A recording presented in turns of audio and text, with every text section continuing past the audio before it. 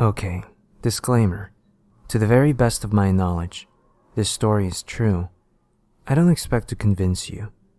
Truth be told, I've had a hard time coming to terms with it myself.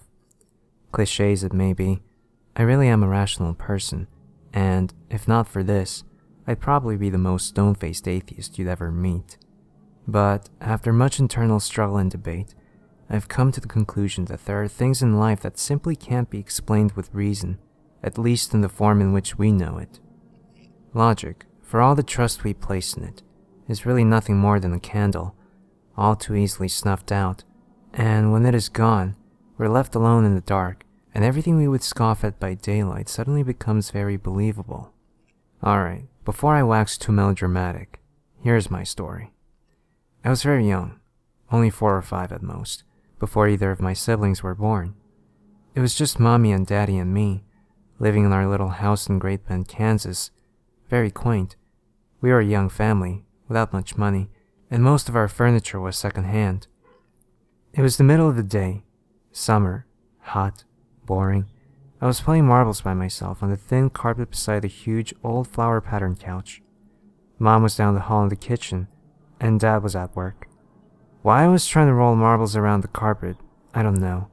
We had a perfectly good linoleum floor after all.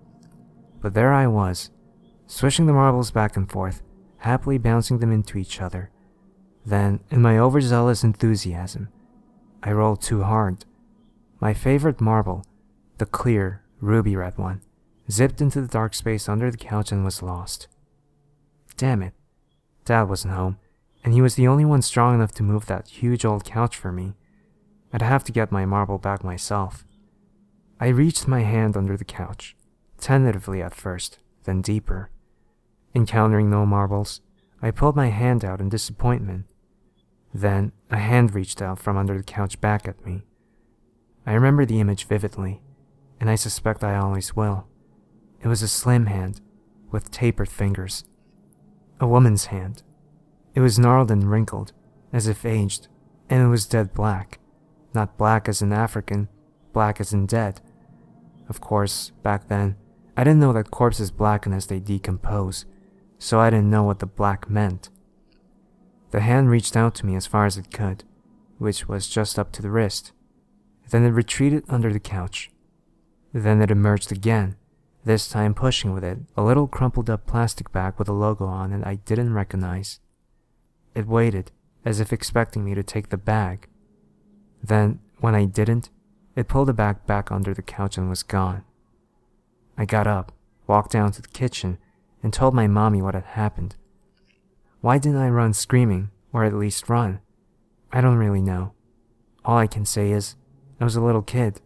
A hand reaching out from under the couch at me didn't seem like that huge a deal. I hadn't yet learned what was and was not permissible in reality. I had no worldview. Mom was skeptical, but walked me back to the couch and explained how I was probably imagining things. She even reached her hand under the couch to convince me that nothing was down there. Later, Dad lifted the couch up for me, and the only thing under it was, of course, my missing marble, plus a few more marbles I didn't even remember losing. But here's the scary part. For years, I remember this, I even developed a weird fantasy of little hand people living under the couch, and I, in my childlike innocence, believed that they would catch me and take me away if I ever reached into their domain again. Then, as I grew older, I wrote the memory off as a dream I had as a child. Cute, but silly. And then, a few years ago, I recounted the story to my mother. She gave me a funny look and told me she remembered it because, after all, she had been there.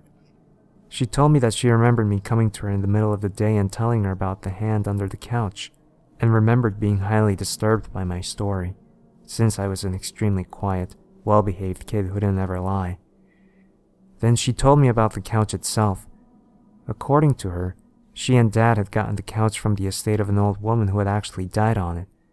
This was the first time I'd heard about this, but it sure explained why they got rid of the couch within a month of my story. But here's the part that truly frightens me, even to this day.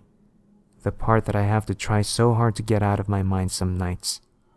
Remember that bag the hand pushed towards me? I've never forgotten the logo that was on it. And recently, as in a few years ago, I saw the same logo again on what looked like the same type of bag in a hardware store. It was a bag of utility razor blades,